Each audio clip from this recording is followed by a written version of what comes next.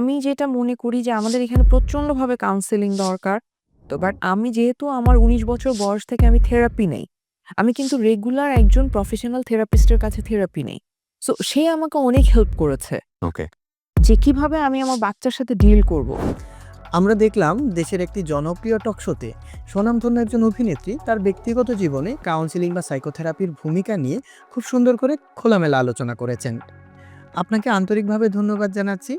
আপনি একজন celebrity person হয়েও ১৯ বছর বয়স থেকে যে কাউন্সেলিং নিচ্ছেন এবং সেটা যে আপনার জীবনে ইতিবাচক ভূমিকা পালন করেছে, সেই জিনিসটা খুব সুন্দর করে সবার সামনে উপস্থাপন করেছেন, যার মাধ্যমে উপকৃত হতে পারে সাধারণ মানুষ যাদের এতদিন কাউন্সেলিং বা সাইকোথেরাপি সম্পর্কে ভুল ধারণা ছিল।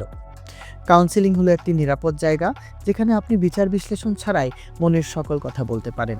আপনার যে কোনো হতাশা, যে কোনো দুঃখ, যে কোনো অনুভূতি যেগুলো আপনাকে কষ্ট দিচ্ছে, সেগুলো ছাড়াও আপনার ভেতরের শক্তিটাকে চেনার জন্য কাউন্সেলিং নিতে পারেন। মনে রাখবেন, মনের যত্ন নেওয়াও শরীরের যত্ন নেওয়ার মতোই গুরুত্বপূর্ণ।